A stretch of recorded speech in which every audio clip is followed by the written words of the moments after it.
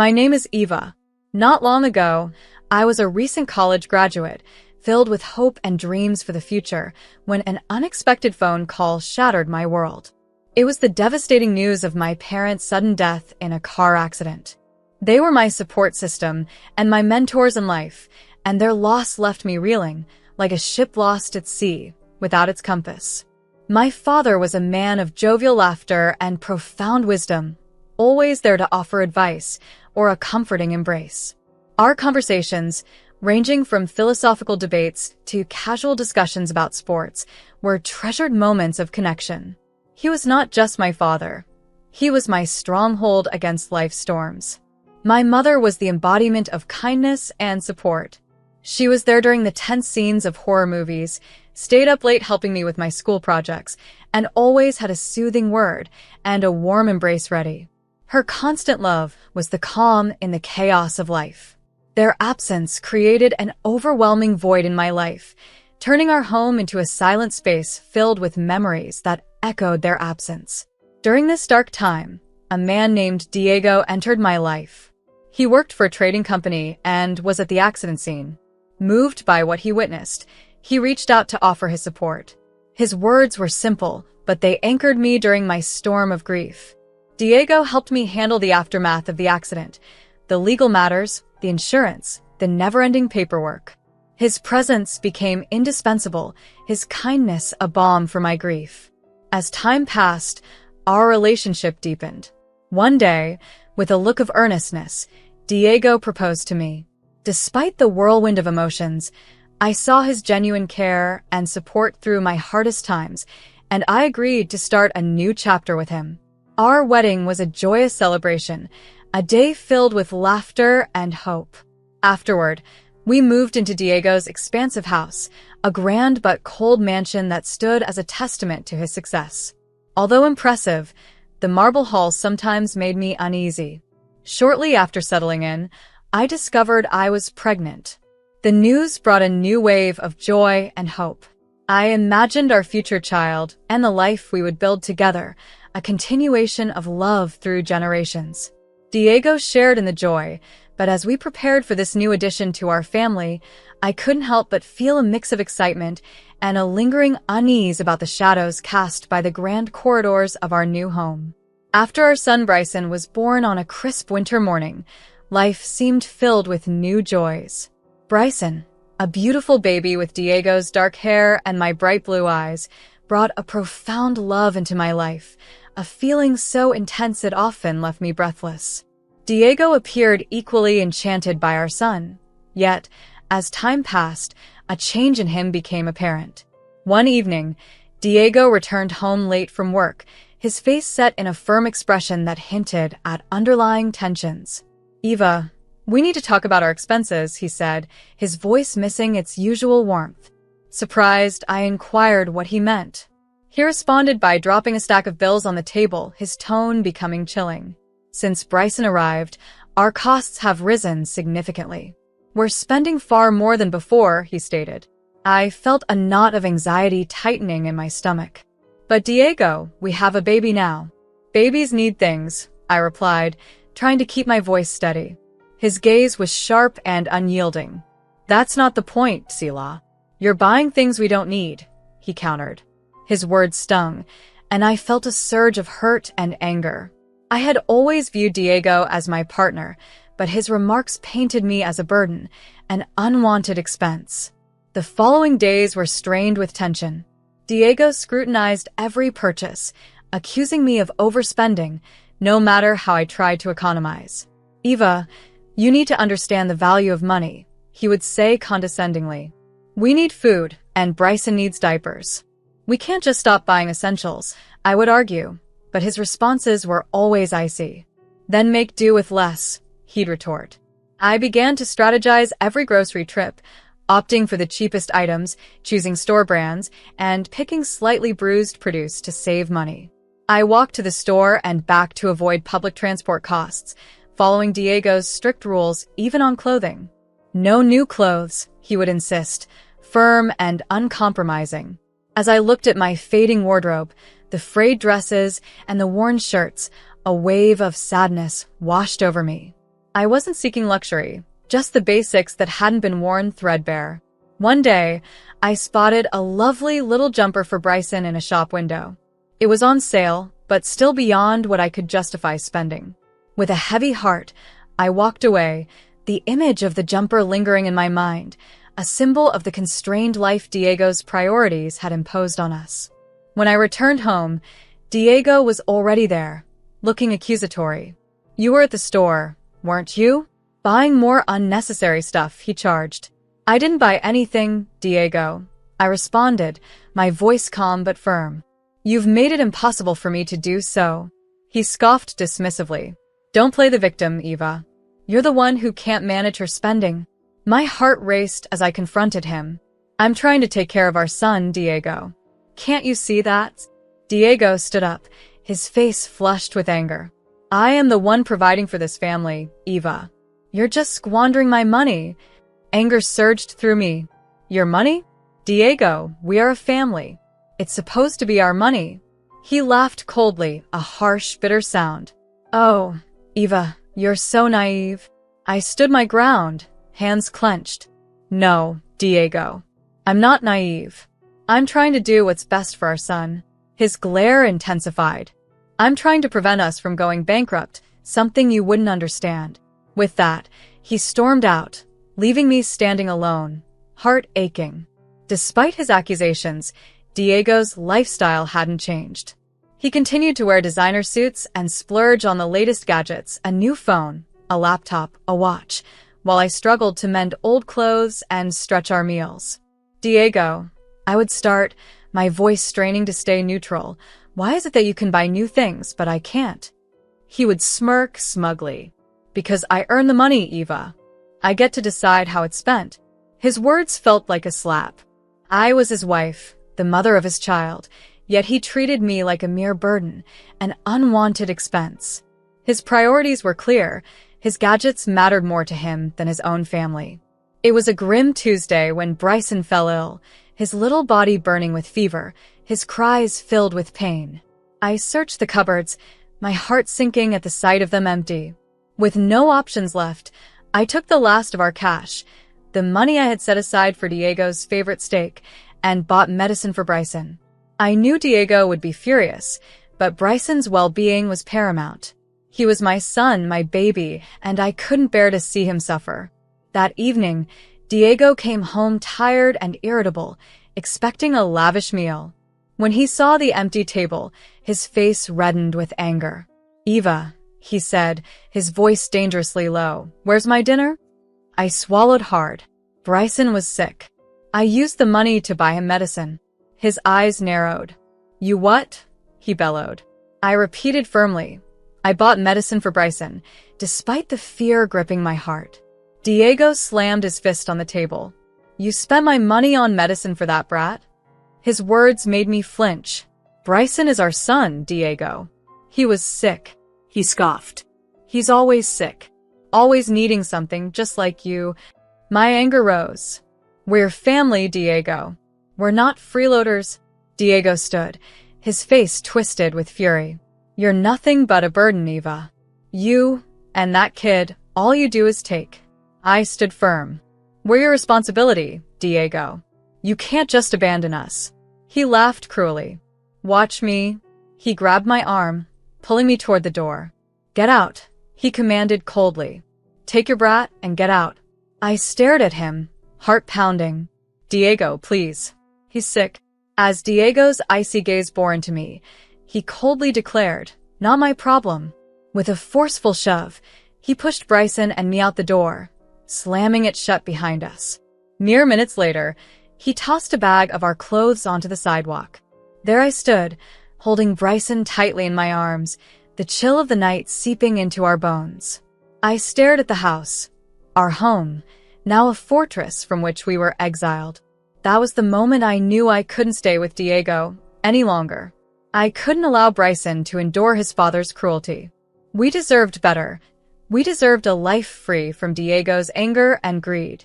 With Bryson clutched in my arms, I walked away. Our future was uncertain, but my resolve was clear. I would fight for a better life for us. Diego might have pushed us away, but He couldn't break our spirit. We were stronger than he could ever realize. The city felt vast and overwhelming, a sprawling concrete jungle where we knew no one. Bryson, still a toddler, was too young to grasp the severity of our situation. We had no money, no friends, and no place to call home. It was like being adrift on a stormy sea. That's when I remembered Grandma, my father's mother. I had only met her once, but the memory of her house, a large old building in a quiet town far from the city's chaos, flickered in my mind. With the last of the cash found in an old jacket, I bought 2 inner-city bus tickets.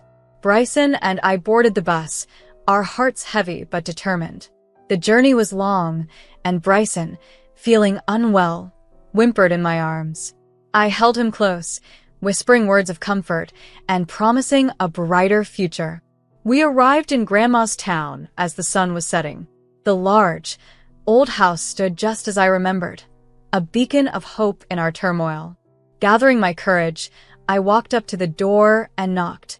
The door creaked open, and there stood Grandma. She looked older than I remembered, her expression stern and her eyes sharp. "Yes?" she asked, her voice firm. I swallowed my fear and introduced myself. "Grandma, it's me, Eva, your son's daughter." She squinted, studying my face. After a moment, recognition dawned. "You have your father's eyes," she said, her tone softening. She opened the door wider, inviting us in. Inside, the warmth of the house contrasted starkly with the cold outside.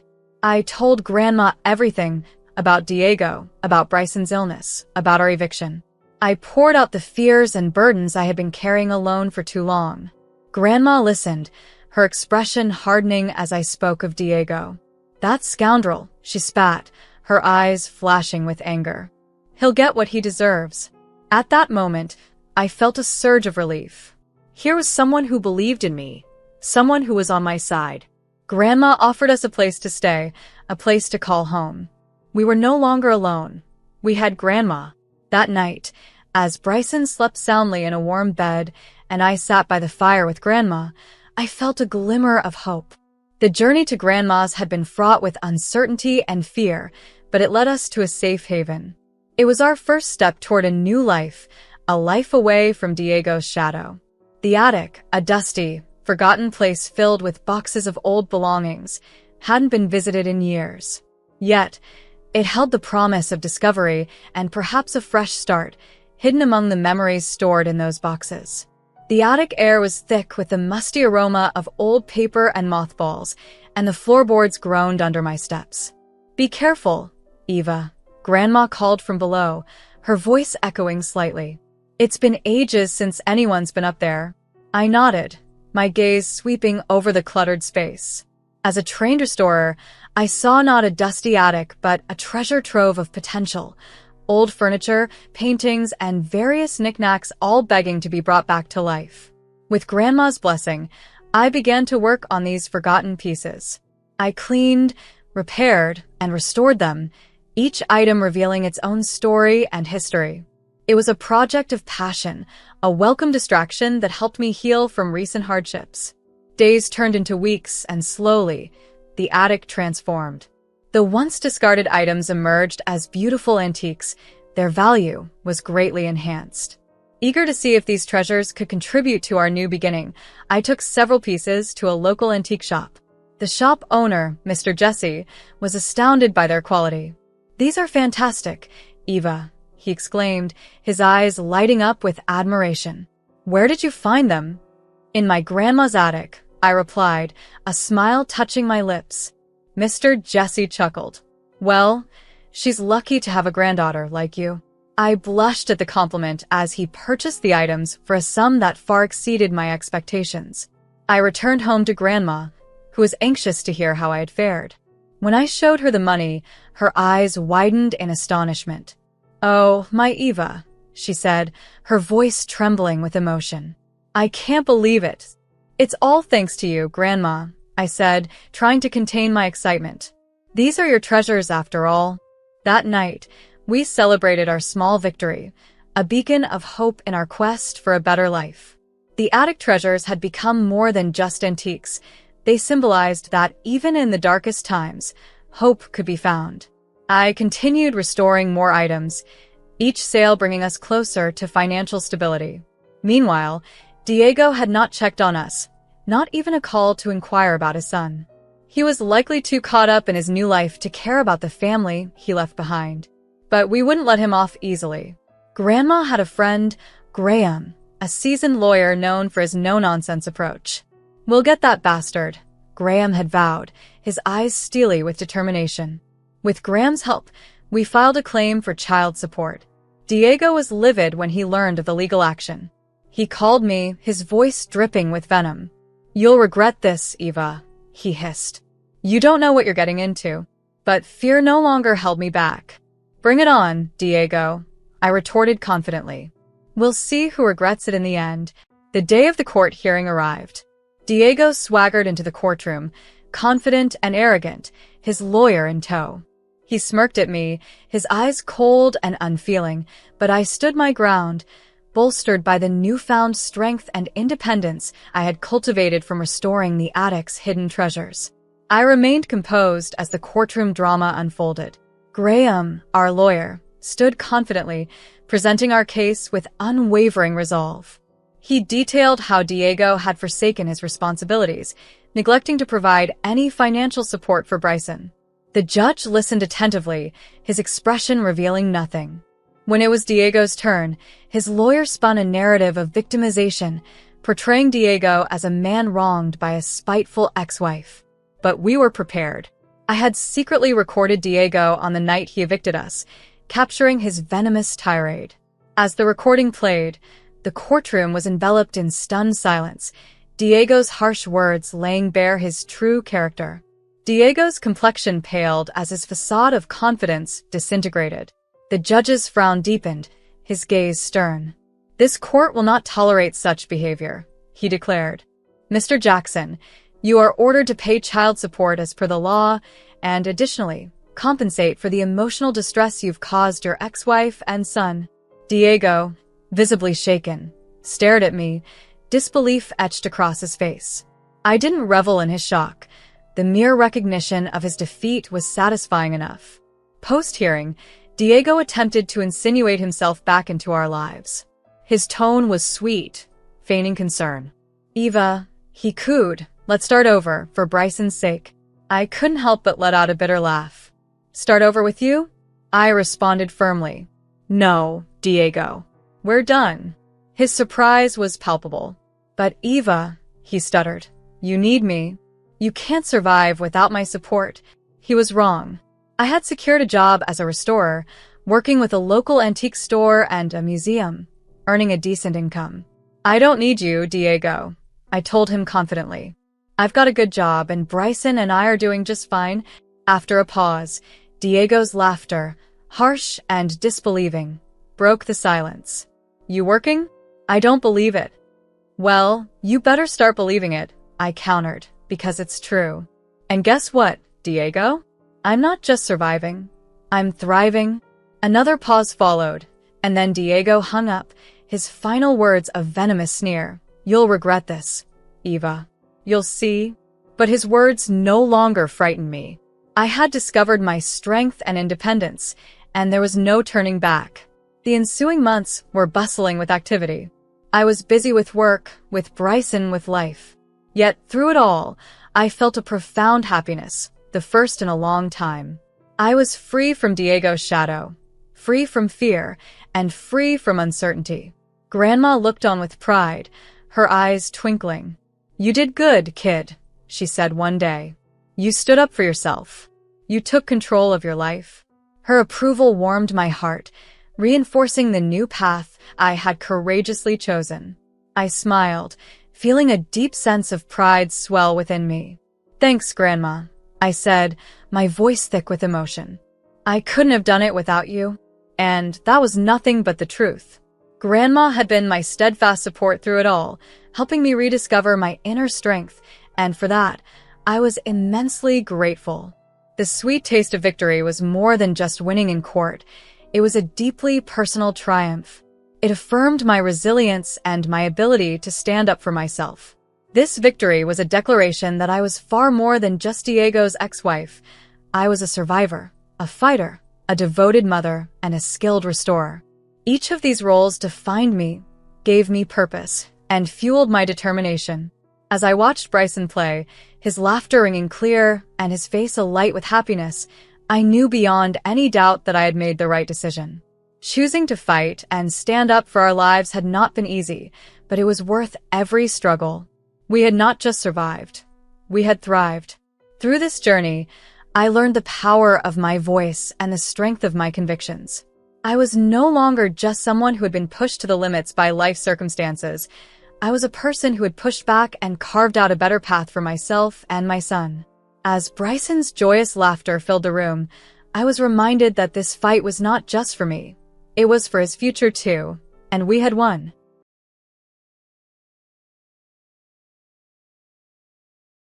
Once I started living with my in-laws, I was left to do all the housework and constantly face their complaints. I have my own job, but they seem to think it's just for fun. To top it all off, when I told them I was planning to go abroad, my mother-in-law said, "What about housework?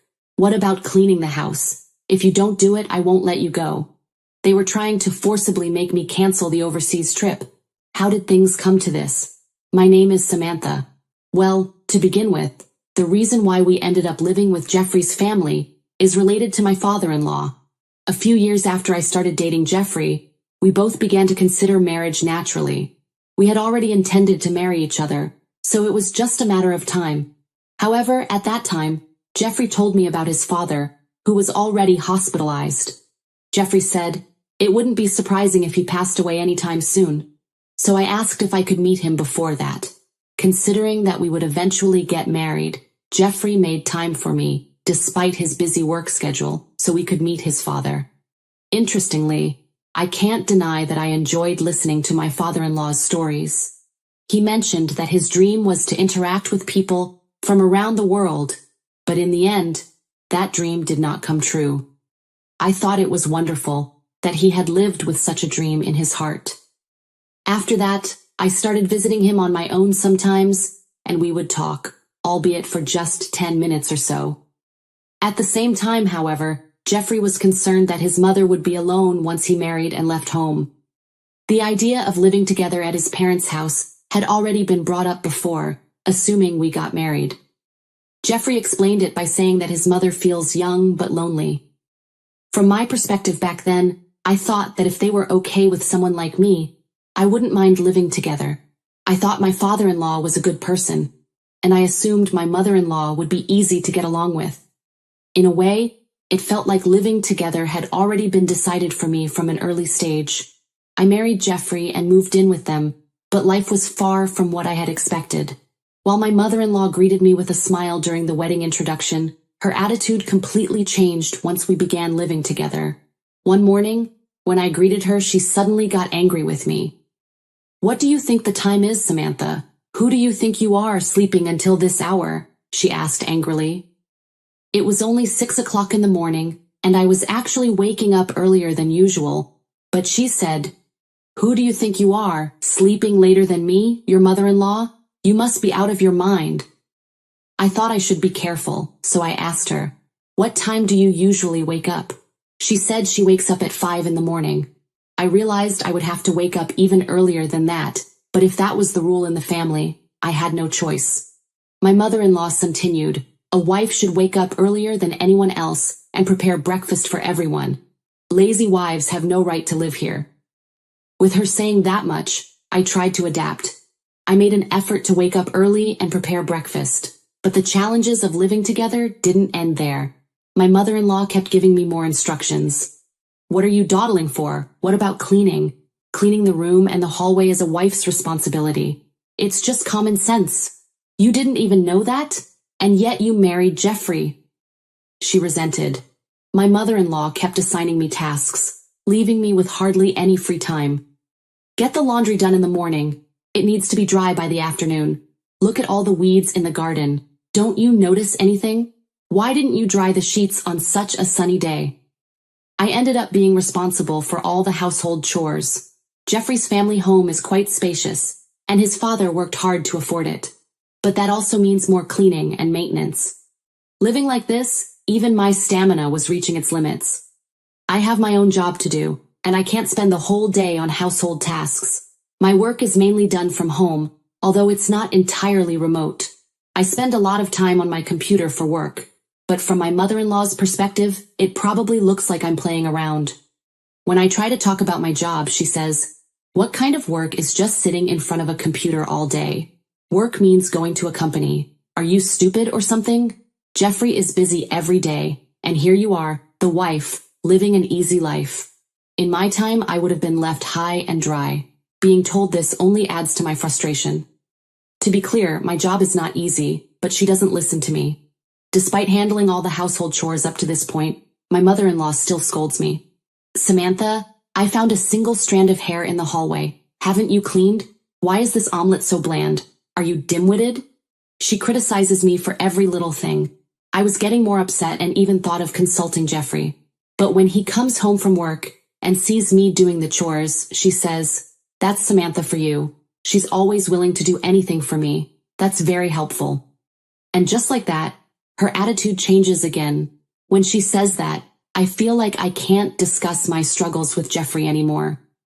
The difficult days continue, and I get so tired that I find myself going to bed earlier and earlier. I never imagined my life turning out like this, and I've started to realize that it's taking a toll on my mental and physical well-being.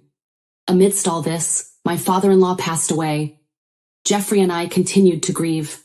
I regretted not spending more time talking to him after I moved in, but I was glad I had the chance to meet him before. Despite that, my mother-in-law's selfish and harsh remarks didn't stop. It got so bad that I felt if I didn't make a change, I might have to go to the hospital. I was reaching my limit. It was around the time when I was seriously considering talking to Jeffrey about everything when I received an email from someone related to my work. It was about the possibility of an overseas training opportunity for me. This seemed like a great chance for a change of pace, and I thought about using it as an opportunity to go on a trip as well. The training takes place several times a year, and it had been a while since I'd had such an opportunity. Jeffrey was aware of it and thought it was fine for me to take some time for myself occasionally, so I was confident that my mother-in-law would understand my situation.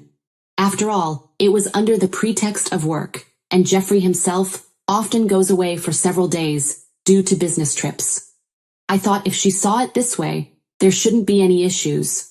However, when it came time to tell my mother-in-law that I would be going on a work-related overseas trip and would be away for about 10 days, she became incredibly angry. You? Who's always fooling around? Going on training? You've got some nerve," she spat out.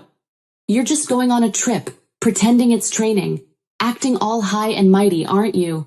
Sitting at home, not earning anything, living off Jeffrey's salary for an overseas trip. What about the household chores? Aren't you going to clean?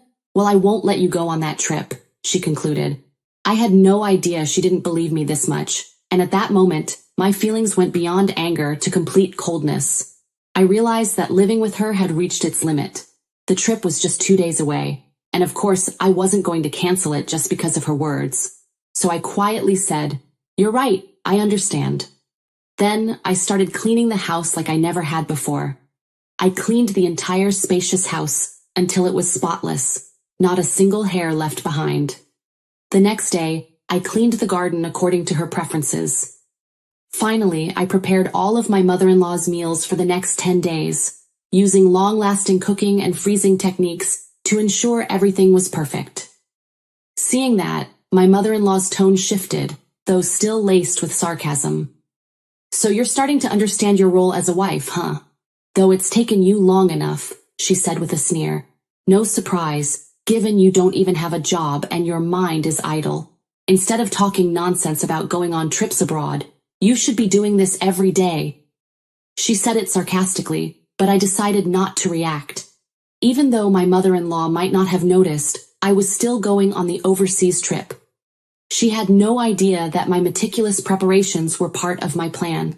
By the end of my trip, an incredible surprise awaited her. While thinking about that, I continued doing household chores and stayed in touch with Jeffrey during his business trip, all while preparing for mine. On the day of my trip, I left the house at 4 a.m., before my mother-in-law woke up. Come to think of it, her last words to me were, "All you have to do is be a wife and do chores all the time." I wonder if she'll realize that I no longer need to do that, but it might take her 10 days to figure it out. I thoroughly enjoyed my delightful 10-day overseas trip. As soon as I boarded the plane back to America, my phone started ringing. It was my mother-in-law, and I noticed she had called dozens of times just that day. Normally, I wouldn't want to hear from her after such a fun trip, but I was actually curious about her state of mind. So, I answered. From the other end of the phone, I heard my mother-in-law speaking with an intensity I'd never heard before. "So you finally showed up. Where have you been all this time?" she demanded, her voice sharp with accusation. Her first question left me in a dilemma about how to respond. After all, I had properly let her know before going on the trip, hadn't I? I calmly replied, "I just arrived in America. I'm still at the airport. What's the rush? Why are you so flustered?" But my mother-in-law's voice remained agitated. "Huh? So you really went on a trip overseas? I told you not to go, and you went anyway. Neglecting your duties for 10 whole days? You're such a terrible woman." She was loudly indignant. Even though she said that, my response was simple. "Didn't you say all I had to do was take care of the housework and cleaning? I even prepared 10 days worth of meals for you, didn't I?" I retorted. My mother-in-law seemed to have enjoyed the meals, so I didn't think she had any complaints about that. But what she really wanted to say wasn't about the food. "This house, our home, is going to be sold starting tomorrow. That's why they want me to leave today. And Jeffrey just got back from a business trip. He took his stuff and left because he's not coming back to this house anymore. What have you done to my husband and our family home? You're nothing but a thief," she shrieked, her words heavy with accusation. I remained calm as I had anticipated something like this might happen since Jeffrey moved out and had been ignoring her calls. I wanted to make it clear that I'm no thief. I simply acted rightfully. For me, that house was no longer necessary, so I arranged to sell it through a real estate agent before my trip. But even if I tried to explain this to her, she shouted, "Why are you selling my house?" "This is ridiculous. Honestly," she once said, "I became complacent because I don't work." But I really wanted to ask her, who's the one being complacent? Why doesn't she understand that someone who isn't the owner can't just sell a house without permission? The house was already mine. Starting with that, I explained everything to her, including how my late father-in-law, the actual owner of the house, had taken a keen interest in me. His dream was to connect with people from around the world, and my profession perfectly aligned with that. I work as an author, creating books that gather information about diverse cultures, human nature, and the natural world from all around the globe. Of course, I can speak and write in 5 languages fluently, including Spanish, so whenever I heard about unique events happening in certain countries, I would travel overseas to experience them firsthand and gather new material for my upcoming books. My usual work routine involves sitting in front of the computer, meticulously crafting and editing the gathered information about different countries, and then pitching it to international publishing houses. I have already earned the trust of publishers worldwide for that work, so it is guaranteed to be sold globally. Thanks to that, my income far exceeds that of the average office worker. Even Jeffrey, who works diligently and earns a respectable salary, falls short compared to my earnings, which are at least 10 times higher. My father-in-law had all the American editions of the books I authored. He spoke of me with such respect and admiration. Because of this, my father-in-law said that he wanted me, his daughter-in-law, to take over the house when he passed away. Of course, it felt overwhelming, and I initially declined, but even Jeffrey, indeed, I think, wanted to entrust his final thoughts to someone. My father likely wanted to pass on something tangible, something of himself, to someone who was fulfilling their own dreams. With those words, he came to accept that the house would be inherited by me instead of himself. So that's how it became mine after my father-in-law passed away. Before that, I had asked him if it wouldn't be better to leave it to his wife. However, he said, that woman never understood anything about my dreams. Even when I suggested traveling abroad together, she rejected everything. What's so exciting about going overseas? Eating delicious food in America is more meaningful, was all she insisted on. Maybe if I hadn't married that woman, I would have realized my dreams. I don't want to leave the house, the only thing I created to her. He shared his true feelings with me. My interpretation was complete when I remembered that the house was merely a means for him to convey his emotions to me. And as long as I understood my father-in-law's feelings, the physical house itself didn't matter anymore. In a way, inheriting the house meant inheriting my father-in-law's emotions. There's no problem if the house itself, no longer needed, is gone. In fact, I thought it might be better for my father-in-law if we got rid of the house, rather than letting my mother-in-law have her way with it. The reason I prepared 10 days' worth of meals and left them was that I hoped my mother-in-law would think of my father-in-law's feelings, at least a little, in the end. Once I explained everything to her, my mother-in-law must have finally realized the negativity she had shown towards me, not just towards me, but also towards her own husband, my father-in-law. If she had understood my job and known my true identity from the beginning, her attitude towards me might have been different. But now that she's realized it, it's already too late. Jeffrey found out when I told him everything. I can't believe things turned out this way, but it's not hard to see. Mom was always pushy, always trying to get her way. I never expected her to show such an attitude towards you, Samantha. I'm also filled with anger, he said. He then informed his mother that he was leaving the house, and now he must already be living in the new apartment I had arranged. Finally, about my mother-in-law. Hey, please, I have nowhere to go. Please do something, she pleaded desperately. But I no longer have any obligation to do anything for her. We don't live together anymore. With just those words, I ended the call and returned to the new place where Jeffrey was. After that, my mother-in-law kept calling me multiple times, but I decided to ignore her calls and talk to Jeffrey instead. She needs to reflect a bit, or I won't be able to calm down. I will let her taste loneliness for a day and make her pay for it, he added. I also felt Jeffrey might have had some hidden stress in his daily life, but neither of us is a demon or a monster.